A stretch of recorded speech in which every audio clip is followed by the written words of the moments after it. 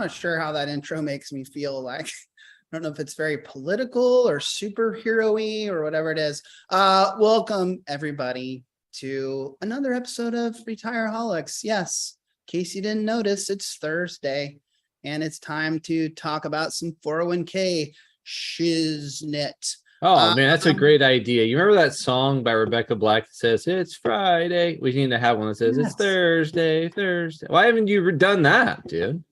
I'll try to do one in the coming weeks. All right. Let's see, a little bit of a mix up here. Just housekeeping.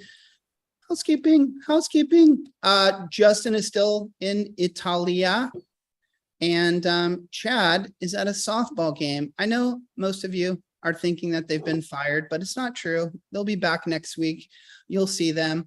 I needed someone smart to fill in for nerdy Chad, so that person wasn't available, and then I found good stuff. Boom. For that.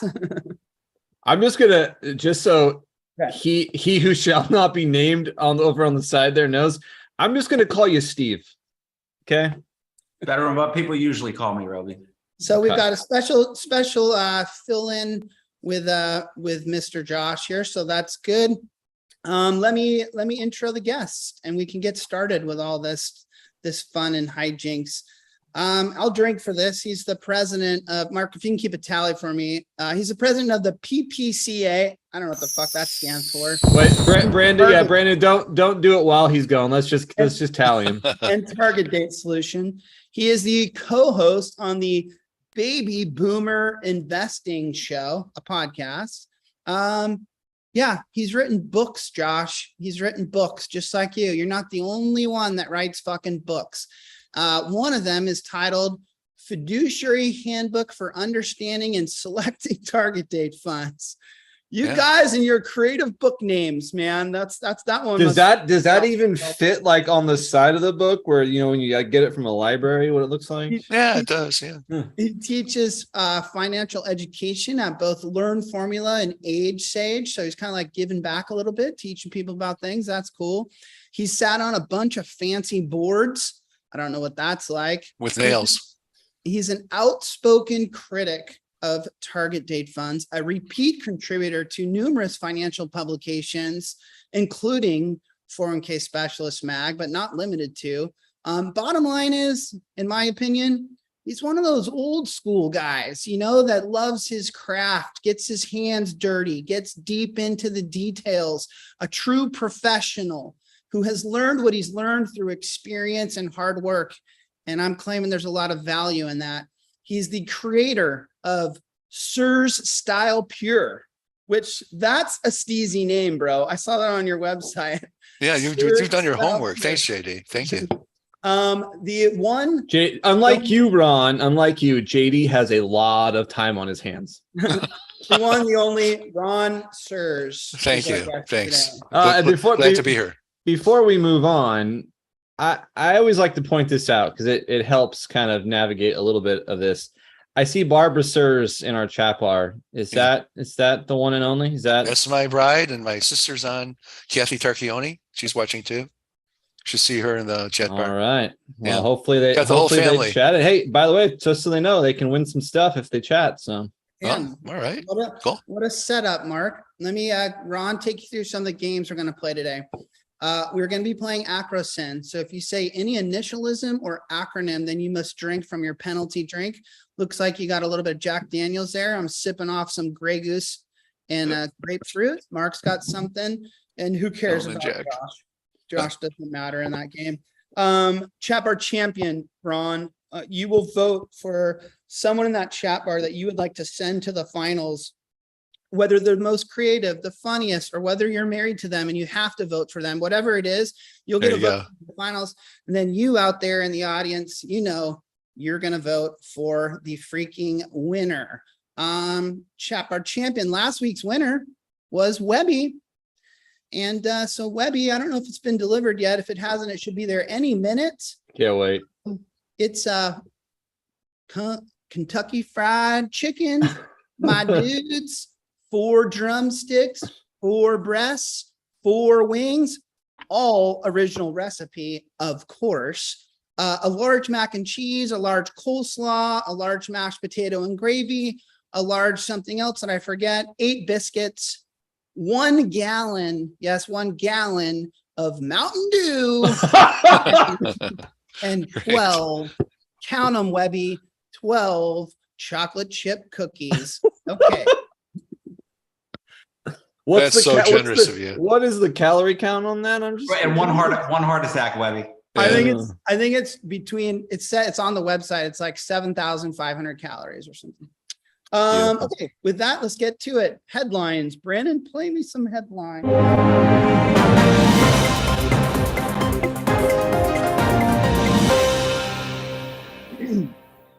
Stable fund focus and another excessive fee suit. It looks like not Principal, Prudential is in the sights of a lawsuit on excessive fees. And unlike a lot of these other lawsuits we've seen, this one seems to be focused on the stable value fund, which I thought was pretty interesting. They make some complaints that they've seen other Prudential stable value funds that have better returns.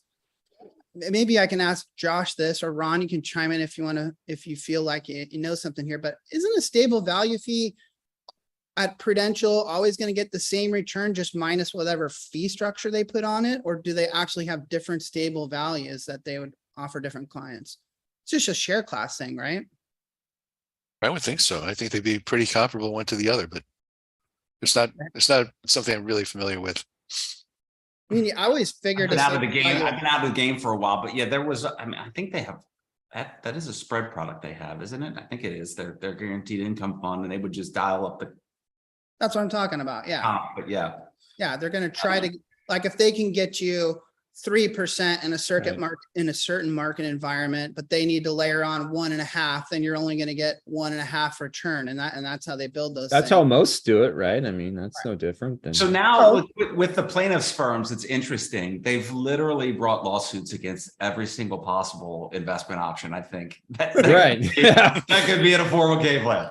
Well, I feel like a stable value one will at least be a pretty straightforward conversation in that courtroom. You know, I mean, it's got a pretty specific goal that it's trying to do, and the fee structure should be pretty transparent. But anyways, it's a different lawsuit for sure than we've seen out of most of them.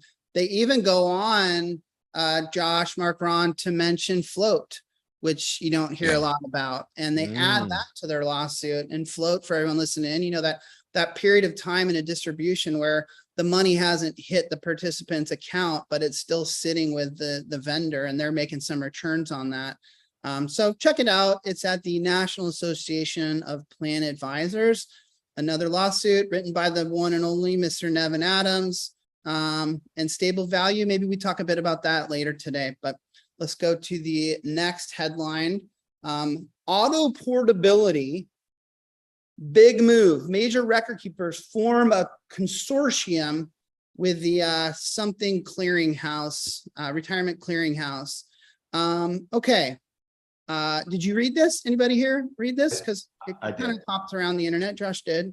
I'm not sure what I think about this. You've got Fidelity, Vanguard, and how do I pronounce it? Light Solutions that are part of this thing. And based on my reading, what they're trying to do is create a really quick, efficient way for when a participant leaves an employer, their 401k money can follow them to their new employer. You know, they won't leave it behind with that record keeper.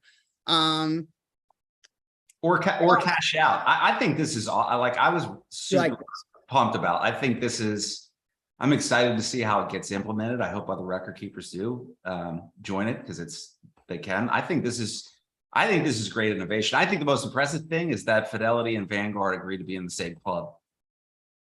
That's what surprised me the most. But I do think this could be great to make it more seamless for people when they are mobile between jobs, and not making it such a pain in the neck.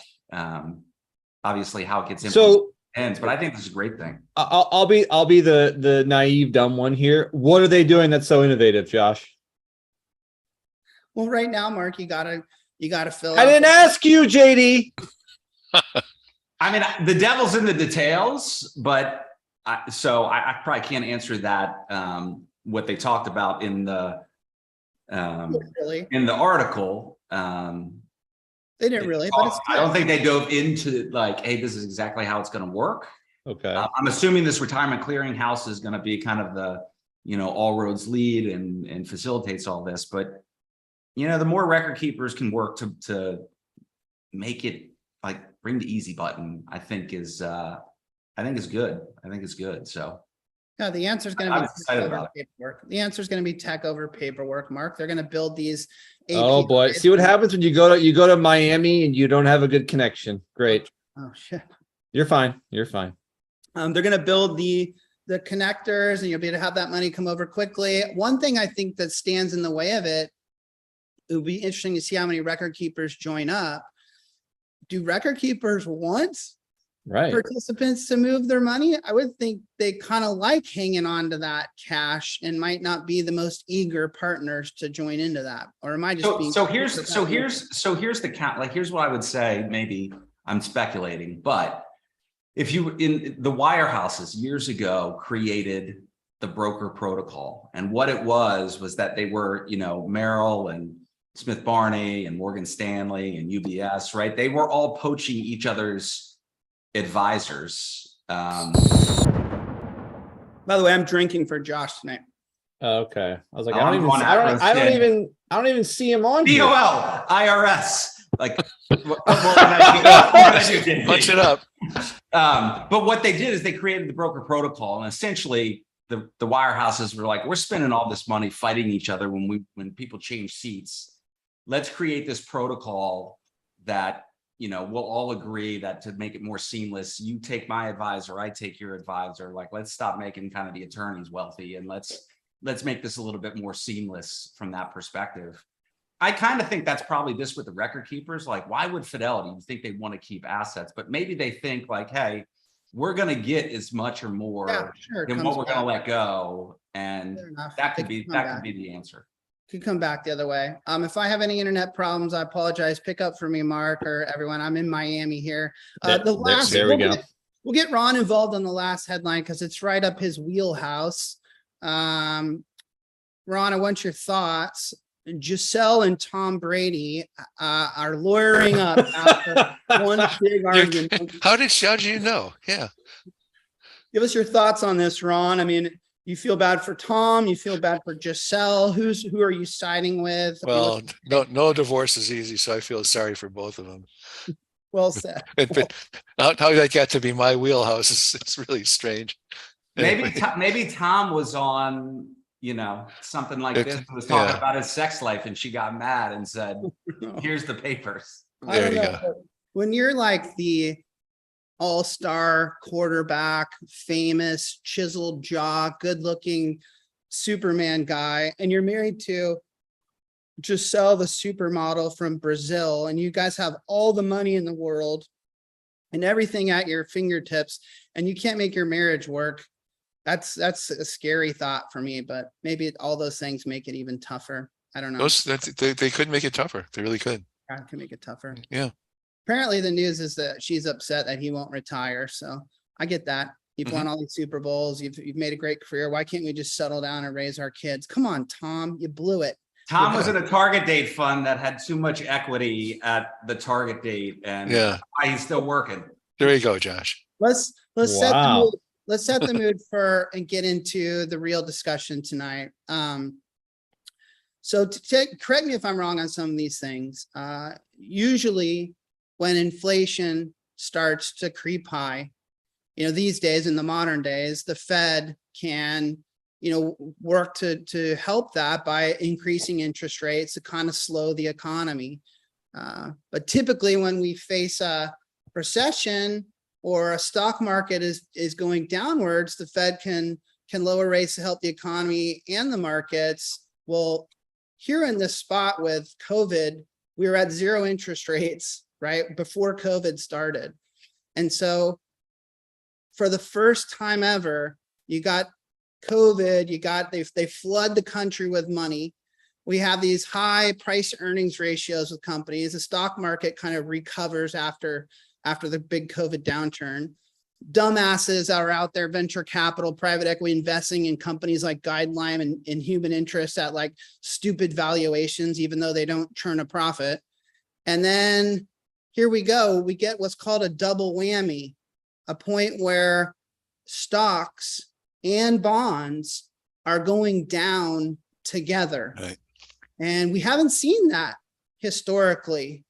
And it creates a new situation that apparently a lot of these target date funds are struggling with, because as we're going to talk to Ron here about, their strategy in a 2020 fund is one where they maybe got 45% in stocks and 55% in bonds, and there's probably some smaller cash equivalents.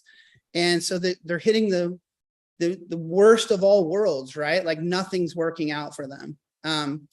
Before we head into the underlying investments, I think it's important for us to talk about, you had an article out today around sequencing of risk returns, right?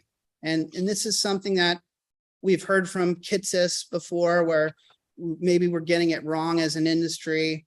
I saw a piece that you put together, you called it to, through, and you. There you And go. I was Yeah. with Josh when I read it, I'm like, what's he talking about? And then I saw the U is your glide path. Yes. So Ron, you're a believer that the risks that retirees face like 5 to 10 years before the retirement date and 5 to 10 years after the retirement date is crucial. And if they take a big hit in that period, the sequence of returns is going to mean that they may run out of money. Tell us more about this sequence of returns that you wrote about today. Sure.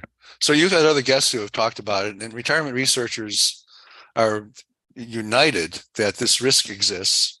And the idea is that there's this, you already said it, JD, there's this time period when if you're unlucky, the only thing that's going to give is your standard of living, because you're going to give up your paycheck. You can try to go back into the workforce, but you know that money is going to be really hard to make back. So people who are near retirement only have so many years left to try to recover, but we have not seen anybody concerned about sequence return risk for the last 13 years. So the last time anybody cared was 2008. The only time we start talking about this stuff is when the market goes down. Exactly. And this time, so in 2008, bonds sort of even made things better, because while the stocks were down 40, 50%, bonds were actually up. So it really cushioned the blow. And just to put the numbers in the right slots, the average target date fund at the target date is about 55% in risky assets. So this is not 40, 45, it's 55. And most of the balance of those assets are in long-term bonds. So now when you've got stocks going down and bonds going down together, we're seeing something that easily could be worse than 2008. So Mark, I saw the last show and you sort of said, but these target date funds, they made people really wealthy because they've been taking the risk and that risk has been rewarded. Stock markets over the last 13 years are up 600%. Bond prices doubled. So sequence return risk people got through this risk zone safe, and they were lucky. Right now, virtually all of our 78 million baby boomers are in the risk zone. 78 million people, $60 trillion are in this risk zone. So to put that in perspective, target date funds right now are $3.5 trillion, and there's 37 million people in them. So there's no surprise. These warning signals were flashing. Now they're bright red. I think the big question Rob, would you has though is, so one, let's set the record straight. Like, so this U glide path curve you're talking about is not used by all of the target dates. No, it's just me. I'm the only one using. Yeah, they're using what we're accustomed to as a classic glide path. It's Yes, that's right. this classic getting more and more conservative. And so why, if this strategy seems to make sense, and when you hear about it first, it seems to make sense, right? Geez, I don't want to take a big hit close to retirement. Why are the target date funds not utilizing this type of approach? Yeah, well, my article actually has a quote that I can't remember who I quoted anymore, but he basically says because it's not profitable for the fund companies. So stocks and it's not profitable because utilizing this U-based curve would mean more investments toward cash and Yes, tax exactly. equivalents, and Right. those would not have the same type of revenue that even fixed income would have, let alone equities. That's perfect. So if you want to control for seasonal return risk, you want to be very safe, and bonds aren't safe anymore. So it means basically cash. And the Federal Thrift Savings Plan is a good example of a fund that's protecting against seasonal return risk. The largest savings plan in the world, $800 billion, has 70% in the government guaranteed G fund, only 30% risky assets. And they have the problem that I got cited with early on with I patented my design. People would say, my clients can't live on Treasury bills. They're going to try to live another 20, 30 years, and T-bills are paying 1%. That's not going to work.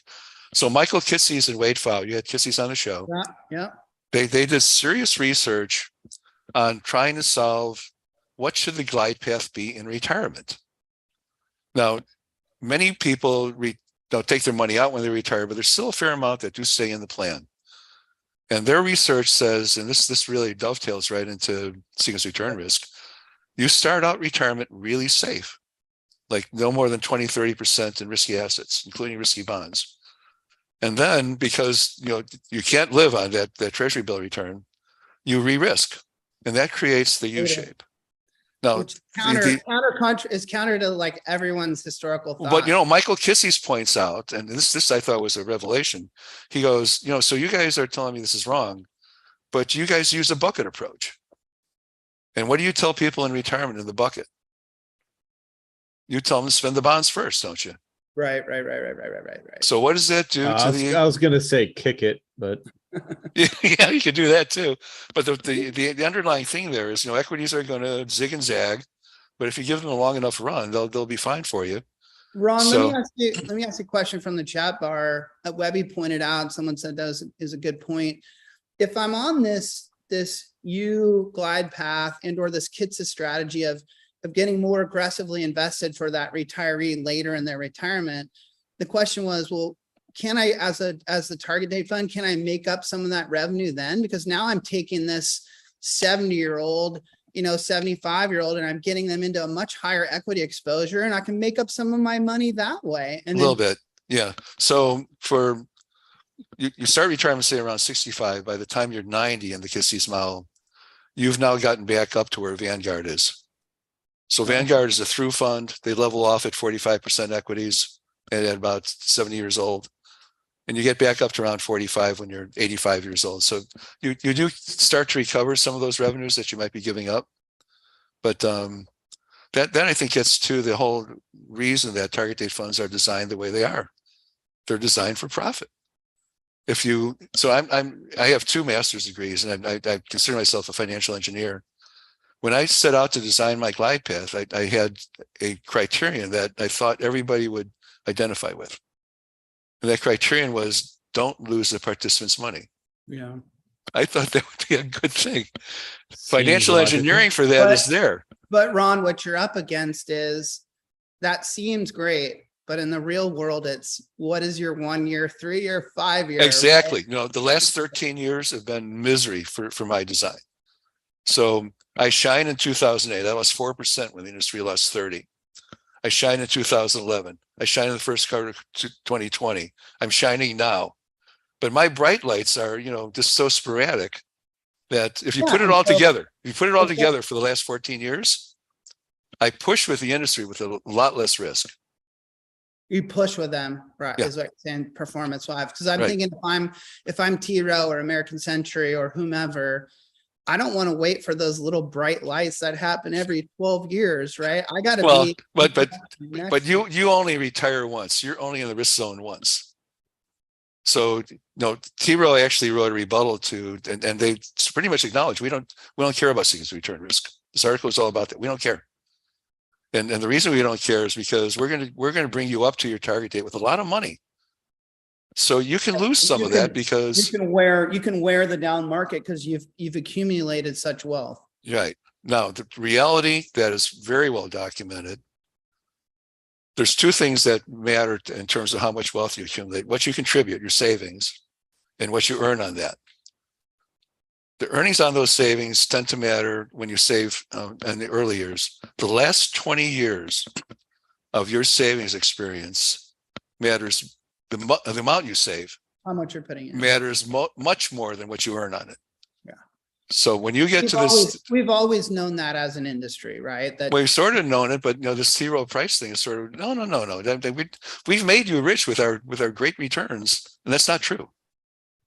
So But- it's what you've saved that Well, gets you to where you are. At the end of the, and Ron, I totally agree with that. I've been posting about this a fair amount, is that everybody wants to talk about investments. I mean, the problem we have, I would argue, is that like savings rates are too low. You can't invest. They are, yeah. You can't It's a invest your problem. way out of the savings deficit. Yeah. From that, from that. The SEC actually wrote a report on that. That the Uh, report is Ring them up, Mark. what I do. Who? Securities and Exchange Commission. No, that was What's that? wrong. I didn't said get that? that one. Oh, I said That was SEC. Brandon. So am I supposed to do this? Yeah, you got to. You guys can't see us. It's Just fading a on little, the screen. just a little sippy sip, just a little sippy sip. I hear you, and I'm going to ask both of you guys some questions a little bit Oh, more. JD, we about- lost your sound. I lost it. Can you hear me now? Can you hear Can me? you hear now? me? I hear you, and I understand that protecting Granny's money at retirement is what Granny wants, and it's so important. But Ooh, we I cannot. lost the sound. Oh no. Oh, I see it. You got it. We cannot ignore the fact that we are in a capitalistic marketplace, and these are products. And the people that are running these target date funds are going to want their products to look the most attractive they can look. And it seems to me that chasing performance numbers is always going to be a thing. And Yes. so we have to understand that when we're going to have this type of conversation. That's not going to go away. I Correct. understand that savings rates are important and that's a big deal, but it's almost like a separate conversation. So let me ask you this though. We knew that interest rates were going to go up because they were at zero. They had no other place to go. Right. I don't think we knew at what extremity, how extreme it was going to be when the Fed got involved and they're going to do it so quickly. But we knew that bonds were going to take a hit at a certain point. Were target date funds worried about that 3 years ago, 4 years ago? And then here's what a lot of people are saying in the chat bar last week, Ron, is what's the alternative to the bonds that, and I mentioned like a 2020 fund has like, some of them have 55% in fixed income in their portfolio. What is the alternative? Are they supposed to shift from 55% in that fixed income to these cash equivalents you're talking about? I don't know if they have access to this guaranteed G fund thing. No, only the TSP has the G fund. So, Well, so at a the minimum, question last week was, okay, fine, Ron. Yeah. Where are they supposed to invest it? So you could get exotic, but I don't think you can do that in a target date fund. So, I mean, so I think that the closest thing you can do is to at least shorten the duration of your bond portfolio. No, that won't make that. 1 year type of stuff. Or Yeah, so do 1 to 5 year instead of 15 to 20 years or whatever you're doing. No, that at least mitigate what you know is coming. Are you, That takes Ron, time. are you using like the 5 to 1 year tips? When I looked at your glide path, it looked like on your glide path, you're at like zero equity at the target date. You look like It's very close to it. Yeah, you did look. Thanks. It looked about 60% tips and about Yeah. 40% roughly treasury. Treasury bills. Yes. Are you guys? Sorry, JD. Oh, I did the tips. That's my fault. Again, Are you, yes, the tips are intermediate tips. are you using like the 1 to 5 year? Or are you Yes. actually using long dated tips where you've got? No, I'm not, and I will. Oh my God. we put that in quotes. That's too bad. All right. Just say the words, man. Don't worry. But- Ron's going to catch up once he finishes. Here's a tip, Yeah, I JD. Throw Yeah. up off camera, buddy. I will say this: there's another highly regarded firm, Dimensional Fund Advisors, DFA, Yeah. and they end mostly in tips at the target date. I said it again. But there's our ladder. Ron, you owe so many drinks. I know. No, 6.5. But their strategy is their target retirement income. Exactly. So They're trying to actually protect against volatility of an income stream. So their strategy is it's kind of similar to what yours looked like in some ways without the. It's reinforcement, except yes, but they're sort of tailoring it to people staying in the plan, and that not many people actually do that. And second, when you've got the longer vehicle in there, I don't want to say the word, you're exposing yourself to the likelihood that real interest rates will go up. So I'm going to say it. Tips will go down when real interest rates go up. And the longer the maturity, you can say it, but you also have to drink for it. All right. Okay. Here we go. Like the whole bottle, Ron. Yeah, I know. Couple swigs. Got Just it. gonna close a few more swigs. I won't be able to talk anymore. I hate to compare the performance, especially in such a weird year. You know, Just the tip, JD. Just compare the tip. where all these things are That happening. doesn't count. That doesn't So count. what your strategy of using these other options versus fixed income is down like 5%, 6% this year versus some of the 2020 funds are down more like 13, 14%. No, they're 17.5%. You spoke about Oh, that's right. middle 17. August. Yeah. Yeah, For 17. through the end of September, the 2020 funds for the competitors, the Down about industry in general, 17. it's down 17.5%. And it's all of them, really. They all pretty much mirror each other. By the They way. do. That's Yeah. right. They're almost clones of each other and what they're doing. True. What JD's getting your stats wrong last week. No, I nailed the 17%. That's what I said last week. I had all those numbers. Did you? Okay. Come on, The Webby, Vanguard- Webby, as a usual member of the chat bar, you should know we make up our statistics. This is your thing. Yeah. Well, so The Vanguard Target Retirement Fund was down. It's a 70% fixed income, 30% shit. equity was down 15.89% through September. The TSPL income fund I'll drink for was that. down 6%. So mission accomplished. That's fine. But let me ask you this. This is the first time our stocks and bonds have gone down together. So surely, Ron, you can't be asking us to reconfigure target date funds like this when this time will come and go, and we will move on to regular markets in the future where when stocks go down, bonds will protect those and the original methodologies would work. You're not asking us to like completely uphaul this whole thing now and change it for this weird anomaly that we're living in right now, are you? No. So I've said before 2022, I started saying this 14 years ago. So when I designed my target date fund, I was working with a professor, and he goes, this is not like what anybody else is doing. And he goes, but it's right. And I showed it to the corporate consulate of Federated Investor, Gene Maloney, who was at a lecture talking about fiduciary responsibility. He goes, holy cow, this is the DOL should know about. Oh, here we go. Shit. The Department of Labor should know about I'm this. looking at the chat bar, people. Yeah. I'm looking at the chat bar. Sorry. Okay. Okay. I want to play a game. I don't know how to put You this, said earlier, Ron. but Can I make kind one of a big comment? deal. Can I make one comment, Yes. JD? Yeah, go So for it. the interesting thing is, and Ron, I would say in terms of implementation, right? The research from Wade and Michael, it's sound when It is. look Yeah. at it.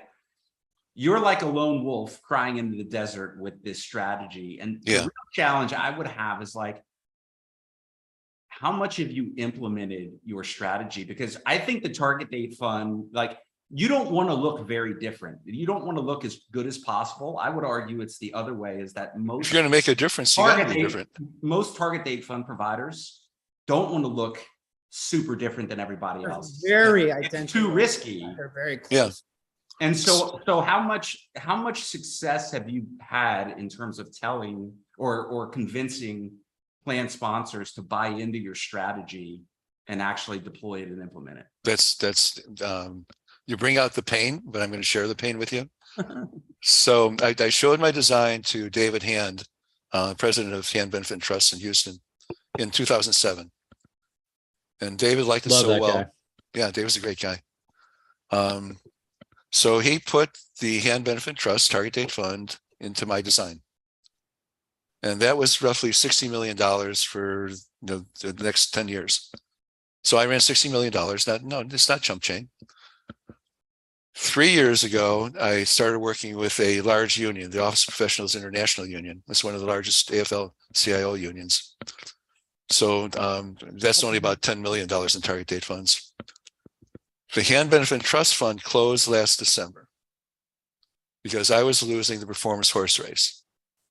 And I can show you all sorts of things that won't surprise you a little bit. That horse race went last December. That's December last year. So they feel my pain. But the good news is the QSIPs, the registrations, God, those are all the stuff, it's still sitting there. And Wait, was that one? Did I hear one? Yeah. Okay. Yeah. registrations? What did I say? I don't even know what it stands for. I'll drink for it, Yeah. but QSIP's got. Oh, QSIPs. Oh, yes. Okay. I said it again. So Yep. those You're not good at this game, Ron. I know.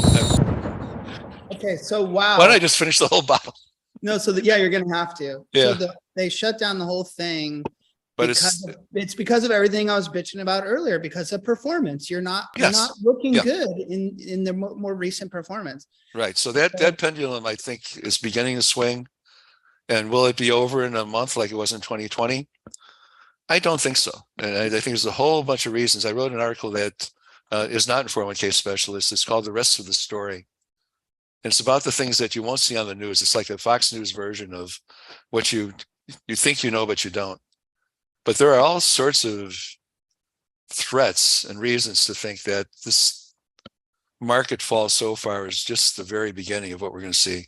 And then can I package this up for you though? Is Sure. that you told me earlier that you had almost created a wash in performance with the more riskier target date funds over a longer span, meaning you didn't look as sexy in the high markets, but when those moments of down markets came, you caught back up and all the horses kind of got even in the race. Yes. Which to me, then your point is, JD, if I can get even in the race over a long period of time, but also protect against this big crash of a sequence of returns early in retirement or right before retirement, then that's mission accomplished. And this is what you're so proud of. It was working and a sucker got shot down. And so your answer to Josh's question is I've failed in the regard of getting true implementation, and it's not catching on. No one's picking it up. No, I need a partner. And thank you for letting me be on the show, because part of the challenge is getting the word out.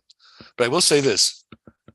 We have never, ever had 78 million people all in the risk zone at the same time. Those are the baby boomers. And that's why you mentioned my educational program. We've been reaching out to boomers to just tell them they need to look. And I'm in a fairly affluent area here, and I talk to my friends and I say, are you comfortable with your current asset mix? And almost everyone says, yeah, I have this advisor and he's a genius. He's made me a lot of money. So I say, so how much do you have in equities? I don't know. Yeah, they don't know. How much do you have in long-term bonds? I don't know. Speaking But he's of, a genius. I actually don't think it's the affluent. What's interesting here is I think who's at risk is not the affluent, the wealthy, right? They can lose some advisors, and they've got probably the assets to be able to weather it. Yeah. It's not the low end of the spectrum, like the really low income. When you look at savings rates, They don't have enough to lose. That's right. Well, and Social Security makes up a really high percentage, probably True. 70-80% of their retirement income. It's really in that middle folks that don't have enough, to kind of self-insure their portfolio, if you will.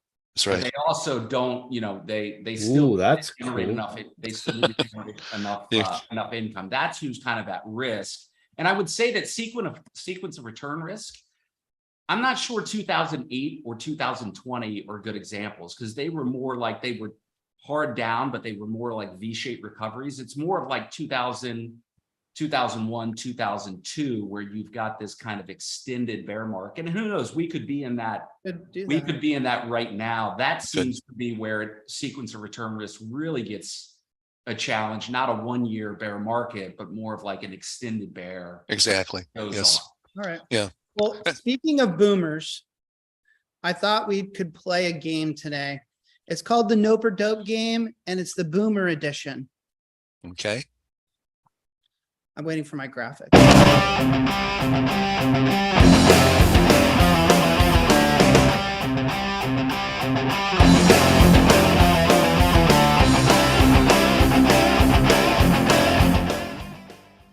right, Brandon.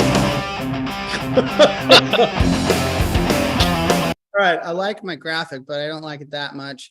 Have you ever seen the kids on the internet, Ron?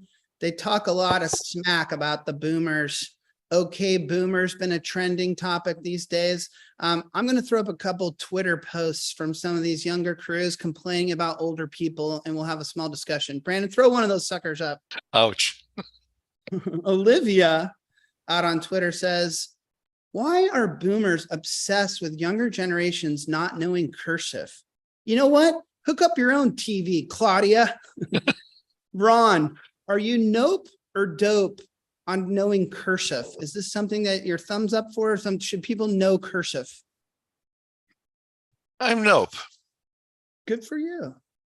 You can always explain why, but next time. Well, I think I'm nope because I can read the regular writing rather than the cursive just fine. So as long as you can read it, it's good. Mark, I don't know where you're going to go on this. Are you pro or anti knowing how to write in cursive? I think any form of writing is kind of dumb these days, and I think the chat bar's already said it. Like, what if you become some famous person? You got to sign an autograph, like, what are you going to do? Spell it out and just write your name. Although, I will say autographs are kind of dumb because, like, someone's name always looks like a big line. So maybe they should just start handwriting their name in like all caps. So I don't give a shit. Writing's stupid. Cursive. Josh, cursive, nope or dope? Cursive is dope. My kids go to a school where they teach all the kids in them. Of course they do. Have to learn how to write cursive. How close is your school? I think writing, whether it's writing cursive or just writing in general, is a lost art. And so I think it's dope. Okay, good for you. How close is your kid's school to your country club, you privileged son of a bitch? Okay, let's do the next Twitter post. Put up another one, Brandon. Why are boomers obsessed with typing? What did I put this one? The dots. Oh, this one close to home. Okay, this is why I put this. I fucking do this. I love doing this. I do this all the time. Instead of using a comma, I put dot. Brandon will attest to this. Okay, Ron, the dots. Are you for them or against them? Nope or dope? I get emails from this one guy who does that, and it's annoying to me. You don't.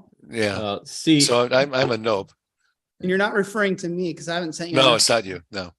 Josh. He's probably on this call and he's going to know exactly who he is. It's his style. You sort of get used to it. It's like, why are all those dots there? I don't get it. Josh, are you into this or not?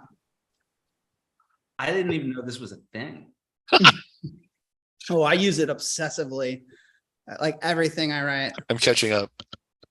Thank you, Ron. Thank you.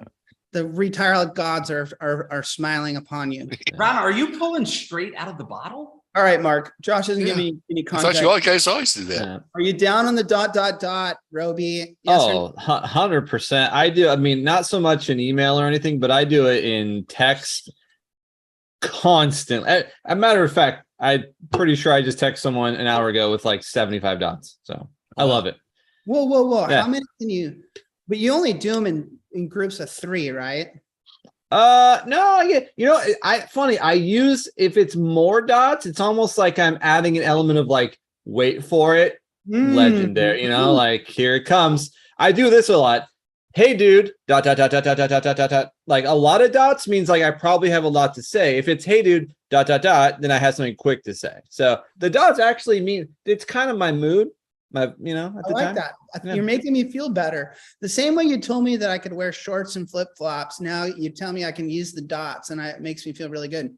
Samson, Roby, if you spent as much time hunting for new business as you do thinking about your strategy with the dots, bro, you would be retired right you know what now. else you can do? And you could be in one of Ron's funds, dude. Dude, you know, Hey, Josh. I prefer to just really live silently and not have to do a lot of work. So Hey, Josh, how many plans have you sold this year? Hey, Mark, how many plans have you sold? Oh yeah, that's what I thought. so many I can't count. Yeah. Just because I can't count that high because I'm dumb.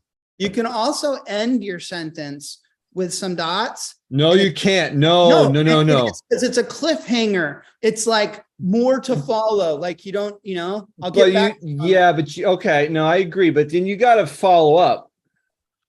Yeah, sure. But it's a more to follow kind of thing. It leaves them hanging. Brandon, let's see what else some smart young people on Twitter have accused the boomers of. Why are older people so upset? This is how Michelle would say it. Wait, why are the older people so obsessed with telling you what time it is when they leave you voicemails? By the way, I'll drink for that. I did that to you today. I left you a voicemail and I said, hey bro, it's like 2:10 East Coast time. Like, so apparently I do that shit too. Ron, do you do this? Do you tell people what time it is when you're leaving a voicemail? Nope, I don't. Good for you. It's today's date, but that's it. I don't do that.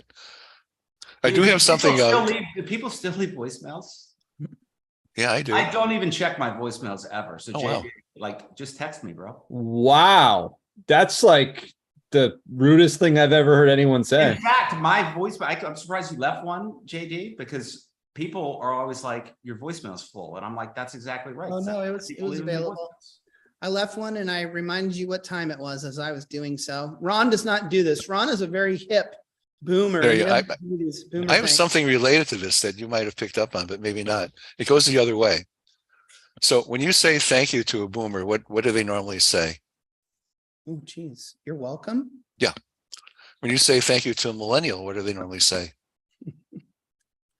I don't know. What would you say, Mark? You'd be like, yeah, whatevs, bro.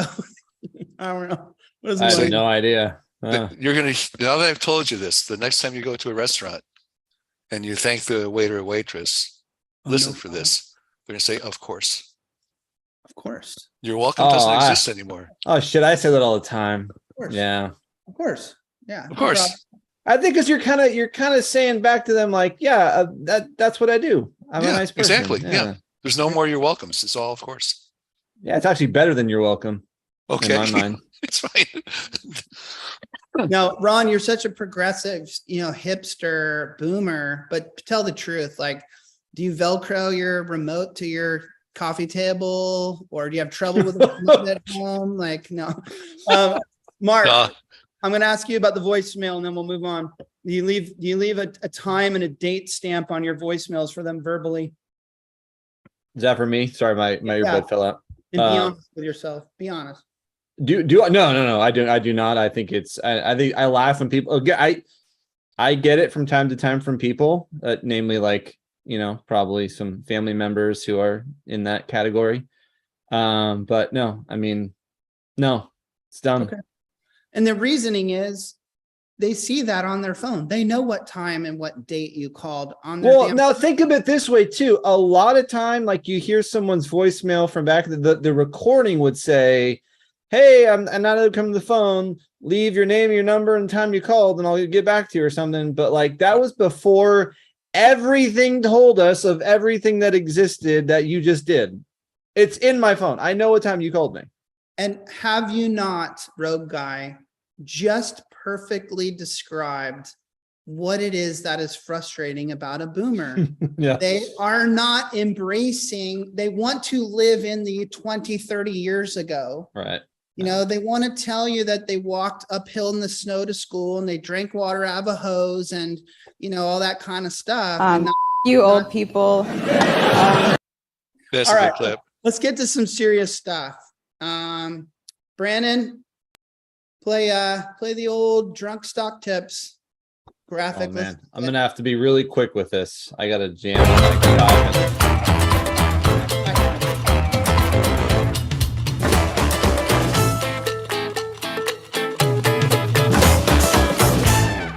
I'm taking notes, Roby. I'm taking notes. Let's go. Bring it. Boomers have lowercase email addresses. Everyone has lowercase email address. What are you talking about? Psycho. Drunk stock tips. Hey, everybody. We started this segment on April 28th of this year. And the Dow Jones was just south of 34K at the time. The Dow Jones now has slid a negative 12% since that day. And it's been a volatile slide down to the 12% of negative headlines and everything. But not Robe Guy. No, not Robe Guy. He has not experienced this downturn in the market. He told you to buy Netflix at $199. It's now $240, people. He steered you right. He told you to buy. That was the right thing you needed to do. Apple at 142. And Apple went on a tear. Everyone was calling it like the safest place in the stock market for a while. It's gone through some rough patches recently, but still up from when Roby told you to buy it. He argued violently with Mr. Aarons about Twitter. And Grant Aarons was saying, do not touch Twitter. Stay away from it. Do you remember how pissed off he was, Mark? Oh yeah. And Mark said, no, he stuck to his guns and all of that disaster. And he said, no, y'all should buy Twitter. And it was at 43. Twitter is up 15% since Rogue Guy told you to buy it. Okay. Home Depot, he told you to buy that. It was at 260. It closed at 260. Excuse me. It was at 269 when he told you to buy it. It closed at 290 today. He doesn't always tell you to buy. He's not the buy guy. Sometimes he tells you to sell. He told you to sell Laird Superfoods at 2.02. It's down. He told you to sell Peloton. It's down. By the way, Peloton's down to 8.83 and just laid off 500 people. It was in the news today or yesterday. So the times he's told you to sell, he was right. The times he told you to buy, he was right. The guy's a motherfucking stock market genius if you haven't figured this out yet. Mark, I'm not going to give you PE ratios. Yes, I'll drink for that. I'm not going to give you market valuations. I'm not going to give you any of that stuff about this stock today because I know that the Oracle doesn't need it. That's not what your methodology is built on. It's built on fucking magic is what it's built on. So the stock is Tesla. Josh is laughing. It's Tesla. It's Tesla, buddy. Yeah. What do we do? What do we do with Tesla? It's been beaten down. Buy it. Don't say a word. Don't say a word. Just buy it. Just buy it. Done. Buy it. Okay. Yep. Great. You weren't kidding. Yep. You're going quick. There, you heard it here. You heard it here, people. Mark says buy Tesla and gives you absolutely no reason to buy it except for the fact that he's Rogue Guy and he doesn't mess with those things. All right. Chat bar champion. Yep. Mr. Itzo, your vote for chat bar champion is whom? Oh, man. I'll come back to you. Come back to me. Rogue Guy, your vote for chat bar champion. I'm going to give my vote and I'm going to sign off. It was lovely having you on the show, Ron. Thank you. Josh, great to see you. Chat bar, great job tonight. I know I've been hard on you in the past. I really have. There are a lot of good ones out there today, and I think you guys will cover most of them, but I'm going with Mr. Sampson. Jim. Great job, Jim. Later, party people. See you later, Roby. I just bought Tesla in after hours trading, Roby. Thank you, buddy. Get it, buddy. Get it. Josh, I have a fund that I'm buying everything Mark tells me to buy, and I'm keeping it in a nice little E-Trade account. Ron, your vote for chat bar champion, is it your wife or is it someone else? Well, no, it should be my wife, but I haven't seen her chatting, so that wouldn't be a fair vote. But I've seen my sister, and so I'll vote for Kathy Hartioni. Okay, I was just about to commend you for not using nepotism. Well, I'll pay for that later, but yeah. Okay, so did you get that, Brandon? It's his sister. Yes, Kathy's psyched. You could win some stuff. Josh, your vote for chat bar champion. I'm gonna go with Samson. Okay, 2 votes for Samson. That's nice. I am going to throw, Well, but Woney, I just saw Woney is in. and he said, it's so for president. You I wanna mean, change your vote? now I'm wavering, but I'll go with Sampson. Stick with Sampson. I will am- never vote for Hackler. Sorry, bud. And Daniela just backed me up. I was gonna vote for Daniela, and then she just wrote kiss ass. So Daniela Moiseseff is my vote for chat bar champion. Now it's up to you out there in the audience to pick the winner, who will get all the prizes and cash, which is, code for And calories. calories delivered to their house next week. And I believe next week is going to be, you'll see Justin and Chad back in the mix, people. So I know you've missed them dearly. Oh, your sister's gonna fucking win. God damn. Really? Oh, I nice. think so. I think so. She's a nice lady. Yep, Kathy. You're gonna win. Oh, look at this. All right, Oh, Kathy. cool. Well done. You won Chat Bar Champion for tonight. So Kathy, if you could private message me or Ron's got my email, and yes, send me your physical address. You'll forget all about this. And then next Thursday night, a bunch of food will arrive at your front door and you'll be like, what the fuck is this?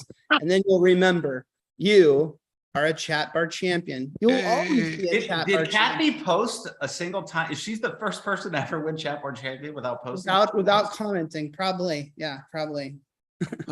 You know what that shows? It shows how cool the chat bar is. That they Yeah. upvoted her, or they're like, I don't want to Love get it. hot news from JD next week. I'm over it. Ron, we do stick around for an after show. You don't have to if you don't want to. Yeah, sure. Yeah. But we can talk a little more. But thank you so much for spending Thank some you. time with us today. Yeah. It's so thank you for, I'll drink for that. Thank you for filling in for Chad. And thank you to everyone out there for your comments, your chats, your participation in this debate. It'll continue in a little bit in the after show. I am saying goodbye from Miami. I'll be here for the after show, but Brandon, play us out with a little tune.